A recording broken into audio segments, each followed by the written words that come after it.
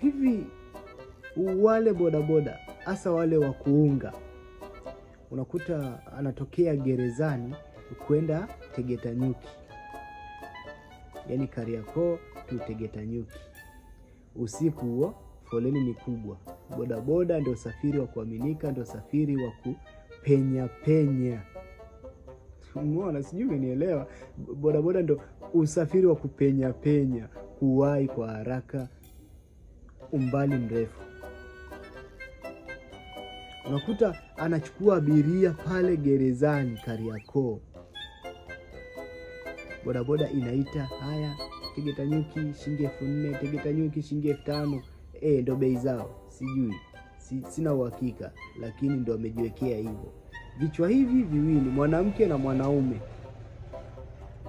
hivi inakuagaje? Labda maana mimi naona inakuaga kama automatically fulani hivi, yaani unakuta, yaani hata kama sipoambiwa, yaani unajikuta tu ameshatangulia, alafu anafuata mwanaume.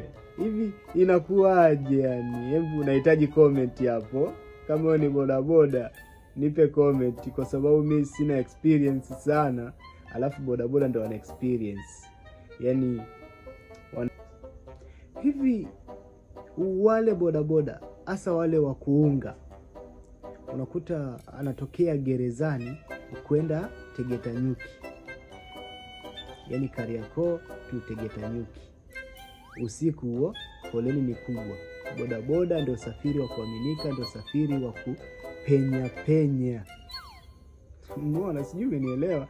Bodaboda ndio usafiri wa kupenya penya, kuwahi kwa haraka umbali mrefu. Unakuta anachukua abiria pale gerezani Kariakoo. Bodaboda inaita, haya Tegeta Nyuki shilingi 4,000, Tegeta Nyuki shilingi 5,000. Ndo bei zao, sijui, sina uhakika, lakini ndo amejiwekea hivyo.